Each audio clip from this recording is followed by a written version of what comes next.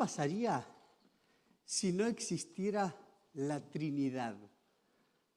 Tal vez algunos piensen que la doctrina de la Trinidad es medio algo abstracto, un poco teórico.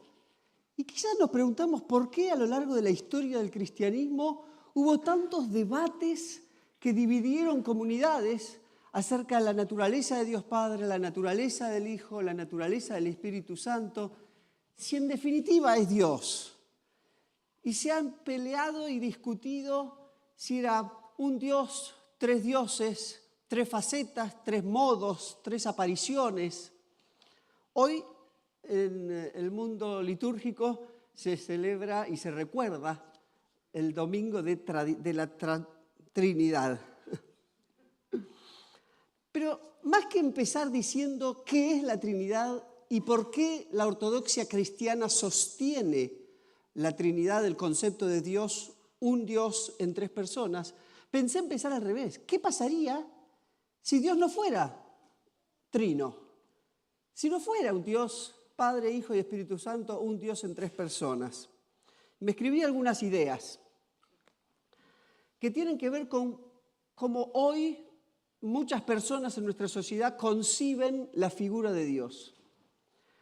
Si Dios fuera una energía impersonal, no podríamos hablarle, o no tendría sentido querer hablarle, si solamente es una energía impersonal. Si Dios fuera una fuerza divina, no podríamos percibir el amor, el cariño que Dios tiene por cada uno de nosotros, si solamente es una fuerza. Ahora, pensando en la creación, si Dios fuera un Dios creador distante, que sí lo reconozco como el que creó todo lo que existe, pero no está hoy relacionado con nosotros, y no podríamos confiar que nos conoce, que sabe lo que experimentamos, que sabe lo que nos duele y lo que sufrimos. Ahora pensemos en Jesús. Si Jesús fuera solo un maestro, algo que ha sido planteado en la historia de la Iglesia por muchísima gente y aún hasta hoy, que reconocemos, sí, Jesús es un gran maestro de la humanidad, pero si fuera solamente un maestro, entonces no tiene un lugar decir que Jesús vino a la tierra para identificarse con nosotros y para tomar nuestro lugar en la obra de reconciliarnos con el Dios Padre. Solamente sería un hombre maestro que nos deje instrucciones de cómo vivir. Si el Espíritu Santo fuera solamente una influencia espiritual, entonces, esta me encantó. Cuando la escribí dije, esta está buena. Si el Espíritu Santo fuera solo una influencia espiritual, entonces la vida cristiana sería autoayuda religiosa con lenguaje espiritual. ¿Le gustó? Si el Espíritu Santo fuera solamente una fuerza, entonces todo lo que hacemos acá es autoayuda. Y nos ayudamos mutuamente también y usamos lenguaje que parece espiritual, pero no creeríamos en el poder de la presencia del Espíritu Santo en nosotros, que de paso es de lo que habla la Biblia, de un Dios en tres personas, Dios Padre creando, Dios Hijo viniendo a identificarse con nuestra humanidad y entregándose por nosotros para reconciliarnos con Dios Padre y enviando al Espíritu Santo para que nos acompañe con su poder, perfeccionándonos, guiándonos, ayudándonos. Digo que si alguno de nosotros se queda solamente con una versión limitada de creer en un Dios creador, pero no completa su fe según la Biblia con la doctrina de la Trinidad, tiene a un Dios versión 1.0. Es algo. Pero la Biblia nos presenta a un Dios 3.0, completo, que se ocupa de nosotros desde el principio y hasta el fin, y en el medio nos acompaña en absolutamente toda la vida. El Evangelio de Jesucristo nos enseña algo más profundo. Dios Padre crea el mundo y no se distancia, promueve un vínculo real y cercano con su creación. El Hijo Jesucristo no trae solamente un mensaje o instrucciones para la vida. Él mismo es la palabra de Dios hecha carne y se acerca a la humanidad. Y el Espíritu Santo no es energía religiosa, es Dios mismo, presente hoy con cada uno de los que aceptamos seguir su camino. ¿Han escuchado hablar tal vez de Blaise Pascal? Un renombrado filósofo, matemático, físico, y quien es el autor de algunas teorías físicas que se enseñan hasta hoy en los colegios. ¿Sí? Blaise Pascal. Difícilmente podríamos decir que es una persona ingenua o sentimental y emocional. Posiblemente diríamos al revés, que es una persona muy racional, dedicada al estudio y que piensa absolutamente todo, que su vida pasa por la razón. En 1654, las memorias de Blaise Pascal y su biografía nos dice que tuvo una experiencia espiritual que su razón no podía comprender. Esto lo escribió en un texto corto que se llama Memorial. Lo pueden buscar en Google para que sepan que no estoy inventando. Memorial de Blaise Pascal. Y tiene como un escrito extraño, que hay frases sueltas que le llegan y él las pone por escrito, pensamientos que se le vienen apareciendo, y algunos son más bien desde la razón y otros más desde la experimentación y otros más desde versículos de la Biblia que le vienen a la mente y lo escribe también. Una de las frases dice: fuego, Dios de Abraham, Dios de Isaac, Dios de Jacob, no de los filósofos y sabios, Dios de Jesucristo.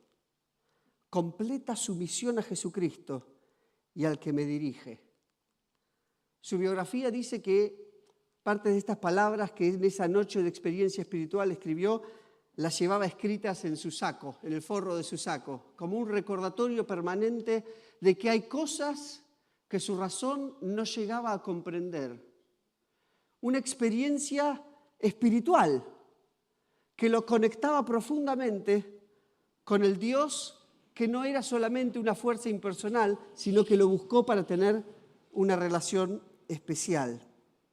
Pascal no rechaza la razón, pero sí está rechazando a un Dios encerrado en un concepto filosófico. Es decir, es como desde su razonamiento, él rechazó la idea de que Dios es solamente una primera causa. Y muchas veces algunos, incluso cristianos, creacionistas, es decir, que ven a Dios más que nada dentro del ámbito de la creación, se pierden el Dios completo trinitario porque se quedan solamente con Dios como el que empuja la piedra que empieza a desenvolver la creación y nosotros somos solamente un producto, consecuencia de ese primer impulso que generó Dios.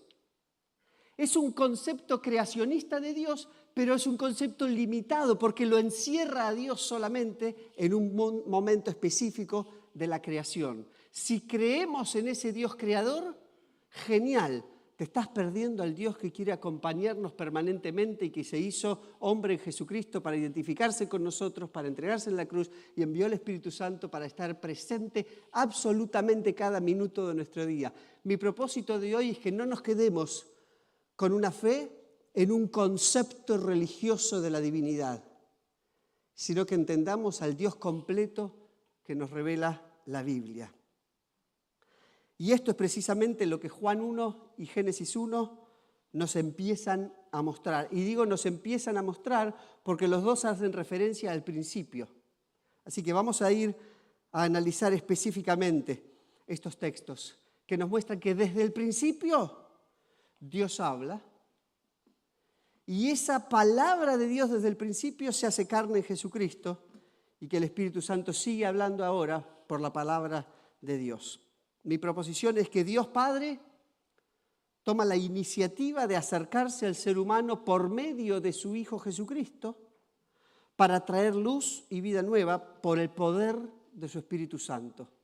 Las tres personas de la Trinidad obrando juntas y completando la experiencia que podemos tener con Dios. Vamos a Génesis 1. Son textos cortos, profundos, pero que nos ayudan a dar el encuadre adecuado para que esta doctrina de la Trinidad no sea solamente otro concepto filosófico, sino que se entienda que la palabra misma hace énfasis en estas tres personas de la Trinidad. Génesis 1 nos muestra a Dios tomando la iniciativa desde la creación. Fíjense que algo interesante de Génesis. La Biblia no empieza con el ser humano. Empieza con Dios cuando nada existía. Esto solo es un gran mensaje. Porque en la modernidad el centro del universo es el ser humano. Y la Biblia no empieza la relación con el ser humano diciendo el ser humano necesita ayuda, vamos a ayudarlo. El ser humano está en problemas y Dios está listo para ayudar. La Biblia no empieza con el ser humano. Quizás estoy golpeando el orgullo de alguna persona, pero yo te digo, por la Biblia, no sos el centro del universo. Te tengo que decir la verdad, con amor. La Biblia empieza con Dios cuando el ser humano ni existía. Dios, en el principio, creó los cielos y la tierra. Génesis 1:2 muestra que esa primera tierra, la primera creación de Dios, todavía era un caos. Las tinieblas cubrían el abismo porque la creación de Dios fue un proceso del cual habla Génesis 1. Y ese primer aspecto de la creación se identifica también con cada uno de nosotros hoy. Porque la creación puede verse como un proceso que Dios crea y empieza a poner orden hasta llegar el momento en que Dios dice, está todo completo, está todo hecho. Pero en el medio hubo caos. El caos que tal vez algunos de nosotros estamos viviendo también en nuestra vida hoy mismo. Que el segundo versículo de la Biblia hable de caos nos ayuda a identificarnos. Es decir, wow, desde el principio Dios lidió con el caos. Hace millones de años Dios está lidiando con el caos. ¿Y pensás que no puedes lidiar con tu caos de esta mañana? El Dios completo nos ayuda de manera completa. Y desde el primer versículo Dios es el centro, y desde el segundo versículo Dios lidia con el caos, trayendo orden al mundo. Dios toma la iniciativa de venir a nuestro caos y traer luz, tal como lo hizo al principio. Tal vez, ¿cuál es el peligro de que seamos el centro del universo? Vamos ahí. Si nuestro concepto antropológico es que el ser humano es el centro del universo y el ser humano descubre que hay facetas de su vida que están en problemas, entonces es muy probable que la solución para ese caos la descubramos adentro del ser humano mismo, que está en caos. Y curiosamente le asignamos a ese caos el poder de resolver la solución del caos. El problema del antropocentrismo es que busca la solución dentro del mismo problema. En cambio, cuando entendemos que Dios está por fuera de nuestro caos y que toma la iniciativa de meterse en nuestro caos, la esperanza rebrota. Porque viene esperanza desde un mundo sin caos, que se mete en nuestro caos para acompañarnos a restaurarnos. Dios crea, reconoce caos. En Génesis 1 está también el Espíritu presente. Dios habla con su palabra trayendo luz. Y el Evangelio, y voy a mi segundo punto, el Evangelio dice que esa palabra de Dios desde Génesis se hace hombre en Jesús. Primera pausa. Qué bueno que esa historia del Génesis, con la mirada de la luz en Jesucristo, se cumpla en nuestra vida. Dios nos crea, Dios reconoce el caos en nuestra vida. El Espíritu Santo revolotea en nuestro caos. Y la palabra de Dios, que es Jesucristo, interviene en nuestra vida para producir la luz. Eso es el Evangelio en 2 versículos. Si alguna vez querés explicarle a alguien la realidad de la humanidad sin Dios o con Dios, Génesis 1. Desde el principio está todo clarísimo. Dios crea, Dios ve el caos, el Espíritu Santo obra, la palabra de Dios trae luz. Que ese sea un buen resumen de nuestra vida. Pero vamos a ir a Juan 1 entonces, donde con lenguaje más bien filosófico, el apóstol Juan vuelve a hacer referencia al Génesis y retoma la historia de la creación, pero ahora para aplicarla nuevamente en otro contexto y concretar que esa palabra de Dios del Génesis incluía también a Jesucristo. Fíjense, no es curioso que Juan empiece su evangelio diciendo en el principio. Hay una relación clara. Poca gente diría, no, en realidad no se refiere a Génesis, está hablando de otra cosa. No, claramente, Juan está diciendo, en el principio ya existía el verbo, y el verbo estaba con Dios, y el verbo era Dios. Ahora, le voy a pedir un favor. Olvídense que hablé de Jesús. Es un ejercicio para no tomar el texto de manera asincrónica. Vamos a ver el Evangelio de Juan. Imaginemos que no tenemos idea de quién es Jesús. Lo que está diciendo Juan es, desde el principio ya existía el logos. Toma un concepto filosófico. Después vamos a decir que el logos es Jesús, pero olvidémonos de eso. Por ahora Juan está hablando de un concepto filosófico. Desde el principio existía el logos. El logos estaba con Dios y el logos era Dios. Ahora, ¿qué es este logos? Logos es una palabra que implica palabra. Esta traducción lo traduce como verbo. Puede también concebirse como un movimiento de ideas, un concepto. Pero ¿qué es lo que está diciendo Juan? Este logos, que después les voy a develar quién es, este logos es coexistente con el Padre. Estaba desde antes que exista cualquier cosa. Este logos, este concepto, no es humano. Es antecedente a la creación. Y dice que estaba con Dios. O sea, que si está con Dios, no era igual a Dios. Porque para estar con alguien, el primer principio es que no tengo que ser ese alguien. Me sigan, ¿no?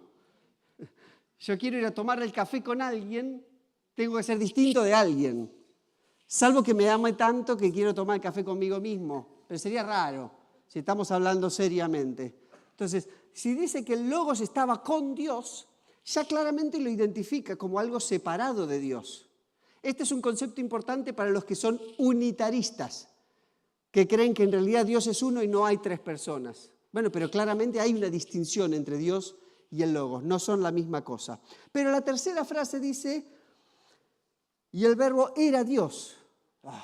¿Y ahora qué hago? ¿Era o no era? ¿Ven por qué la Trinidad es difícil? Y no es tan difícil, sin embargo. La segunda frase de Juan dice, el verbo estaba con Dios. O sea que eran dos personas juntas. La tercera, por cómo está escrito el griego, y tengo acá un par de alumnos míos de griego, indica que habla más de la naturaleza que de la unicidad. Es decir, no está diciendo que el logos era una sola cosa con Dios, sino que era de la misma naturaleza que el Dios Padre. Son de la misma naturaleza, pero se los distingue claramente como dos personas dentro de la deidad. Esto es importante solamente por muchas cosas, pero hoy solamente para subrayar que este concepto trinitario no es un invento humano, sino que surge de la misma esencia de la Biblia como palabra de Dios. Y vamos a llegar después al punto final de para qué me sirve hoy todo esto. Juan 1.3 dice, ¿para qué existía este logos? Por medio de él, por medio del logos, este verbo, esta palabra, todas las cosas fueron creadas. Y de vuelta, Juan está mirando a Génesis, claramente. 4 y 5, en él estaba la vida y la vida era la luz de la humanidad. Esta luz resplandece en las tinieblas y las tinieblas no han podido extinguirla. Hasta acá, los que leen la carta de Juan están preguntando ya. ¿Qué están preguntando? ¿Quién es este logos? ¿Qué es? ¿Cómo lo entiendo? Bueno, hay que esperar un poquito más adelante, hasta Juan capítulo 1, mismo capítulo, pero versículo 14, que no se los dije para que lo preparen, pero son tan rápidos que ya lo van a poner. Juan 1:14 dice, y el Verbo se hizo hombre y habitó entre nosotros, y hemos contemplado su gloria, la gloria que corresponde al Hijo unigénito del Padre, lleno de gracia y de verdad. Llegó, ¿eh? Genio. Ahora les voy a pedir el 18 también.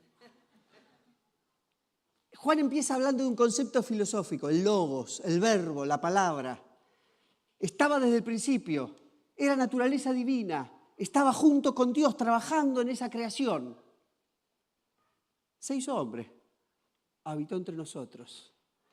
Y el 18 también dice, a Dios nadie lo ha visto nunca, el Hijo unigénito, que es Dios y que vive en unión íntima con el Padre, o sea, es Dios, pero es otra cosa de Dios, nos lo ha dado a conocer. El Hijo Jesucristo es Dios hecho carne, para que nosotros tengamos la posibilidad de conocerlo directamente. ¿Entienden que si no hubiera Trinidad, nos quedamos con un Dios limitado, reducido, distante y desinteresado en nuestra relación y nuestra vida actual? El cristianismo no nos invita a conectarnos con una fuerza espiritual o una energía universal. La Biblia nos invita a una relación concreta, iniciada por Dios Padre, posible por Jesucristo y eficaz por el Espíritu Santo actuando en nosotros. Si no creemos en la Trinidad, estamos en problemas. Ahora vamos a hablar de la vida cotidiana y decir, si salgo de acá, ¿de qué me queda de todo este concepto de la Trinidad? Juan 1:5 dice, la luz en las tinieblas resplandece. Nos habla de la realidad de la oscuridad. Voy a hablar de dos oscuridades, oscuridad externa y oscuridad interna. La oscuridad externa podemos referirla a la oscuridad que vemos en la sociedad, los problemas de la realidad de la vida sin Dios. Pero también quiero hablar de la oscuridad interna, de la ansiedad, la depresión, la confusión, el caos que podemos tener adentro nuestro. Y la Biblia nos dice que este Dios trino es poderoso para traer luz y vida a esa oscuridad y tinieblas en la cual vivimos. Hoy, ese poder se manifiesta a través de la obra del Espíritu Santo, cuyo objetivo, y acá le hablo tal vez a aquellos que vienen y venimos de tradición evangélica hace rato, conociendo, esa obra del Espíritu Santo no implica solamente producir momentos emocionales en una reunión de la iglesia, sino aplicar la luz de Cristo a las zonas más oscuras de nuestro corazón. Porque el Espíritu Santo no es solamente una fuerza que se mueve o una energía, tampoco es una emoción colectiva, es Dios mismo actuando su poder en nosotros. En términos concretos, ¿cómo podemos hacer esto? Bueno, estoy tratando de creer. De alguna forma entiendo que hay algo ahí arriba de este universo. Entiendo que no salimos de un repollo, que alguien hay como naturaleza trascendente que hace que todas las cosas funcionen. Cuando mi mente y mi razón no logran comprender tal profundidad, invito al Espíritu Santo con su luz, con su poder, que me dé la fuerza para encaminar mis pensamientos hacia lo que Dios tiene para mí. Cuando siento culpa, frustración, depresión, el Espíritu Santo es el que toca mi hombro y me dice, ven y mira lo que hizo Jesús. Mira cómo te ama Dios el Padre. Yo hoy imprimo en vos todo lo que Dios tiene para darte esperanza, para darte alegría. Cuando estás en oscuridad, y tal vez alguno está hoy viviendo un momento oscuro, el Espíritu Santo no solamente te da fuerza, trae la luz de Dios. Cuando sentís que tu esfuerzo, tus ganas no alcanzan, el Espíritu Santo no viene solamente a exigirte más y decirte dale que va a estar todo bien. De manera milagrosa produce una nueva creación en vos. Entonces, la pregunta final no es solamente si creo en Dios. Porque tal vez alguien dice, sí, yo creo en Dios. Suficiente, me alcanza. La pregunta quizás hoy es, ¿conoces al Dios en las tres personas que se acerca para darte una vida verdaderamente completa? O dicho de otra forma, no esperes una vida totalmente completa si te quedas solamente con una partecita de Dios. Para tener una vida completa, el Evangelio nos dice que necesitamos al Dios completo, Dios Padre, creando y acompañando, tomando la iniciativa, Dios Hijo, viniendo como nosotros, identificándose con nosotros, con tu dolor, con tus problemas, viviendo como nosotros y yendo a la cruz en nuestro lugar.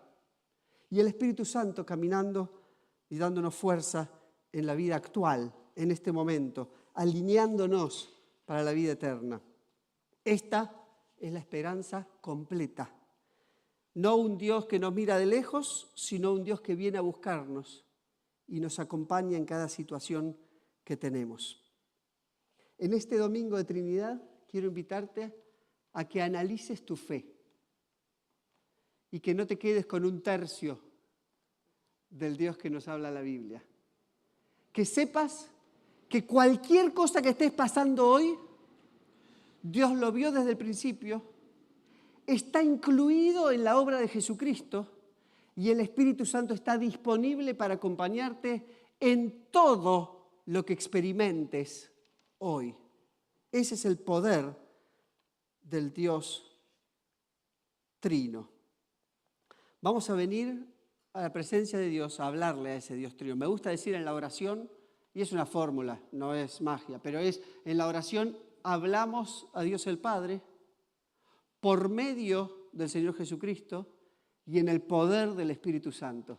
Esa es la oración más completa, donde genuinamente y sinceramente abrimos nuestra vida y le decimos, Dios Trino, vení a mi vida y hace tu obra. Mientras los músicos se preparan, vamos a hacer esta oración. La última canción, vamos a cantar la bendición, que nos recuerda la bendición sacerdotal, pero también incluye varias promesas de la Biblia. Y los voy a animar a que la cantemos recibiendo esa bendición de Dios Padre, Hijo y Espíritu Santo, y también diciéndola unos a otros. Que en la situación que estés viviendo, sea de alegría o de tristeza, sea de un momento bonito o un momento difícil, que podamos hoy invocar la bendición de Dios Padre, Hijo y Espíritu Santo sobre cada uno de nosotros. Los invito a tomar este tiempo de oración. Dios Padre, te hablamos desde lo profundo de nuestro corazón para agradecerte el habernos dado la oportunidad de la vida y para reconocer ciertos atisbos de oscuridad en nuestra vida. Reconociendo esos espacios donde vemos nuestra necesidad de vos, te agradecemos y confesamos nuestra fe en tu Hijo Jesucristo, que se hizo uno de nosotros, por lo cual hoy admitimos que nos entiende, que nos conoce, se pone en nuestro lugar y dio su vida para que nosotros hoy podamos seguir sus pasos en nuestra conexión con vos. Pero no nos quedamos solamente allí. También Dios, hoy recibimos nuevamente a tu Espíritu Santo, sellando nuestra relación con vos, y afianzando nuestro caminar cristiano, trayendo tu luz sobre nuestra oscuridad y dándonos las fuerzas para perseverar.